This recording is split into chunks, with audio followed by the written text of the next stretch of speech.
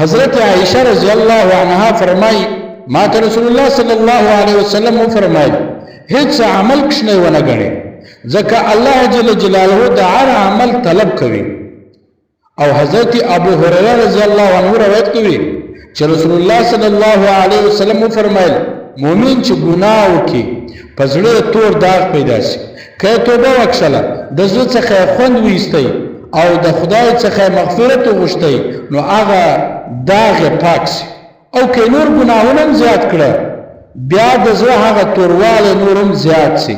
دا هغه توروالی ده چې الله جل جلاله په قرآن کریم کې داسې فرمایي کلا بل ران علی قلوبهم ما كانوا یکسبون.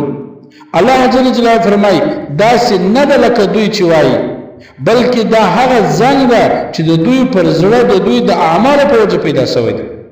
امام غزالی رحمت الله علیه فرمایي وایي وسپنه چې کله زنګ ونیسېږي نو د وسپنې زنګ پر اکمال سره ختمیږي.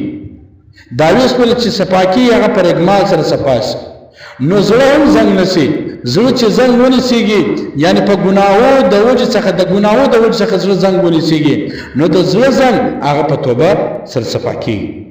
د سړي ګناه په توبه سره رسېږي.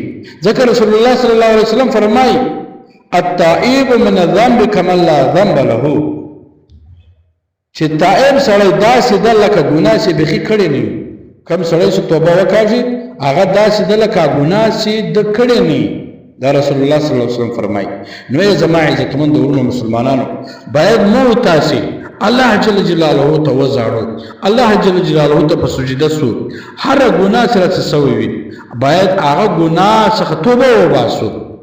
الله رب العزت ډیر غفور رحیم ده.